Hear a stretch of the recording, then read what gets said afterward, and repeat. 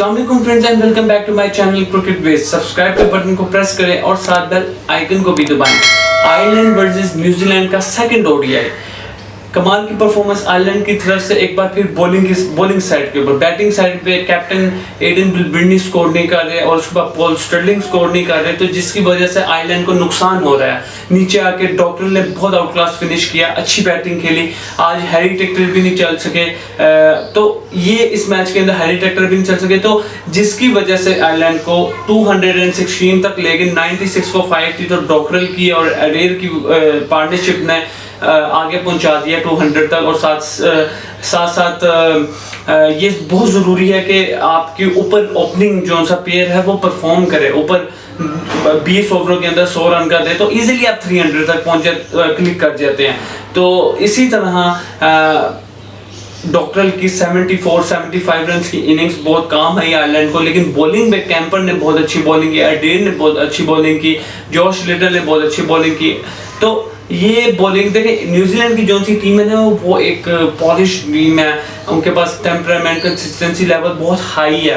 एक professional team में से वो न्यूजीलैंड की टीम मानी जाती है। तो आप जब एक प्रोफेशनल टीम के साथ आप खेल रहे हो तो आपको प्रोफेशनल ही बिहेव करना पड़ता है और थोड़ा सा प्रोफेशनल बन के दिखाना पड़ता है। तो आयरलैंड की टीम ने उस तरह की परफॉर्मेंस दी है प्रोफेशनल। ये नहीं मैं कह सकता कि आप एक आयरलैंड बहुत ही पोर परफॉर्मेंस दे रही है, इंग्लैंड की तरह तो बिल्कुल भी नहीं दे रही, लेकिन आयरलैंड अपनी जान मारी कि किसी तरह हम न्यूजीलैंड को मैच हरा दे।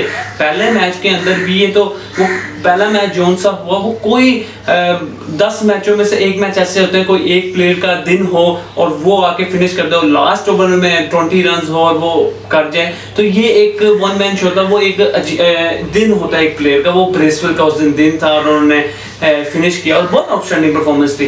तो उन्होंने पहले वनडे में भी बहुत अच्छी परफॉर्मेंस दिखाई आयरलैंड ने, और दूसरे वनडे में बॉलिंग में भी अच्छी परफॉर्मेंस थी। न्यूजीलैंड को उन्होंने पकड़ लिया था, लेकिन ब्रेसवेल, लैथम, कैप्टन इनिंग्स खेली लैथम ने, और उसके साथ साथ फिन एलन ने बहुत अच्छी बैटिंग की, बहुत अच्छा खेल के गए हैं।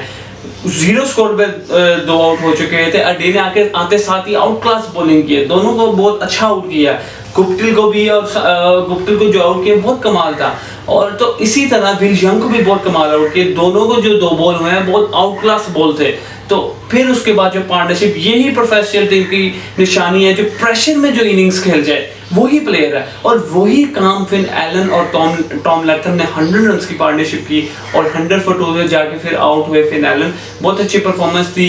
देखिए प्रोफेशनल टीम यही इसी चीज़ को कहते हैं, प्रोफेशनलिज्म इसी चीज़ को कहते हैं। फिर नीचे विकेट्स गिरती गई, लेकिन संभाला किसने? ब्रेसवेल ने आते साथ ही फिर संभाला। उसके बाद फिर सेंटनर आ गए, तो आप लैथम खड़े रहे, तो ये चीज़ न्यूजीलैंड को एडवांटेज दे जाता है कि वो प्रेशर में अच्छा खेल लेते हैं।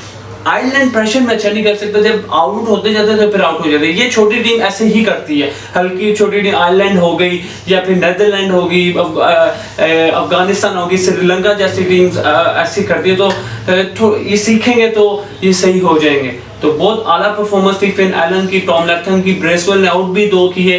तो न्यूजीलैंड को बहुत अच्छा ऑलराउंडर मिल चुका है और बहुत क्लास की परफॉर्मेंस थी न्यूजीलैंड की।